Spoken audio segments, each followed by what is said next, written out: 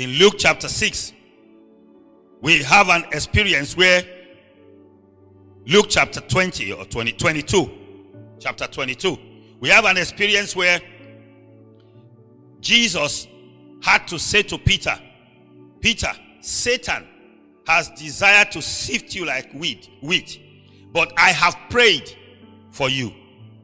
I have prayed for you. So Jesus is demonstrating for us that praying is very important, not just for ourselves, but for others. In Luke chapter 6 that I mentioned earlier, we find that Jesus spent 12 hours praying in order to birth the destinies of his disciples before he would choose them. Remember, these are the same disciples that turned the world upside down. The same disciples that brought the gospel to the world. All over the world, they spread it because Jesus prayed for them. So prayer is a vital way of demonstrating our love for others and for bringing ourselves into the unity of the body, which will in turn usher in Jesus Christ, the bridegroom, to come for his bride, the church. Prayer. Why is it so important again? Because when you pray for somebody, you are actually pushing them towards fulfilling the will of God. You find when God shows you somebody in going through some situation, and I'm not talking of even them being in difficulty, I'm talking sin, for instance.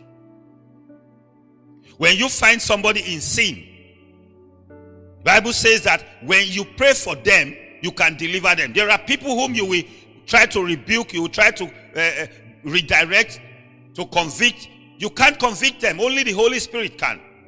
And the only way you can get the Holy Spirit to do it is by prayer.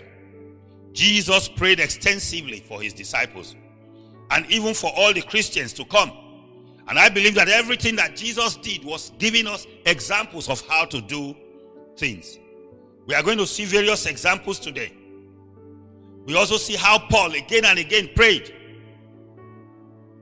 He prayed for Timothy. He prayed for the church in Ephesus. He prayed for the church in Colossae. He continued to pray. He prayed for the church in Galatia. Everywhere. As far as he was concerned, he understood that without prayer, nothing would work. That is why you and I, we are called individually to pray. Even before Jesus came, there were people who were praying for his coming and for his protection. Imagine if Jesus did not come. And some of these people that were praying for him, nobody knew them. They were just quiet people. We only have one mention of them in the book of Luke.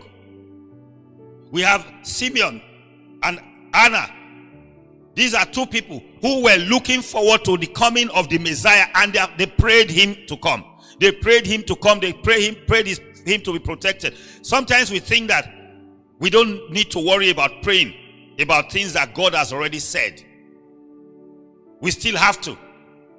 We still have to pray even when we know God's plan for somebody, even the prophecies that we have received, that we know people have received, we then see them walking away from it. We have to pray for them. That is how we can be our brother's keeper. Prayer is the way we quietly demonstrate our love for others. Daniel